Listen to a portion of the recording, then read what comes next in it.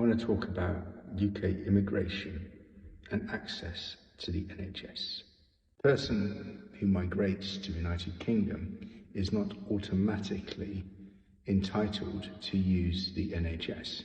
In fact, they have to pay an annual premium in order to access the services, and that's compulsory for anyone seeking a visa to live in the UK as a non-UK national.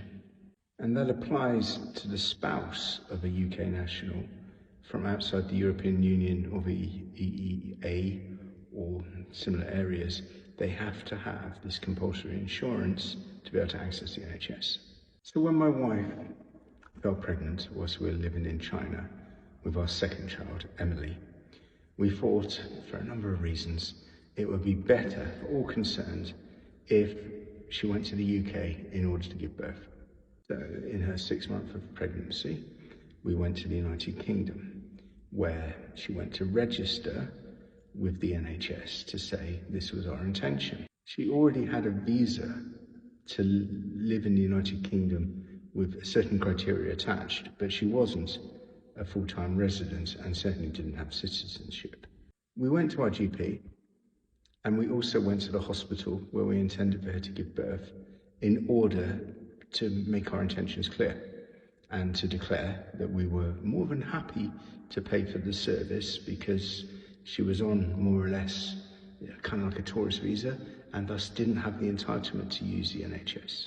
We were straight up about everything because we're quite happy to pay because we wanted to access the service. And she received fantastic care from the NHS. In fact, so good that for our third child, Kian, she also went back to the UK in order to give birth to him. However, what's kind of really weird is that we have never received any form of bill or invoice for the services that she accessed under the NHS. And on both occasions, we really did try to register. You know, we don't want to jeopardize anything to her visa status, have that withdrawn or anything. So we're being straight up about everything. What I've learned from this is the system is designed to try to catch people who are allegedly trying to cheat the system.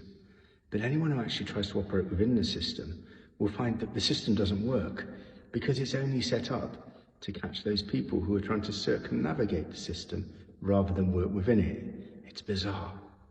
And it just shows me the whole kind of British attitude towards immigration is people who migrate to the UK for whatever purpose, whatever reason, 99% being genuine and legal, are treated with suspicion.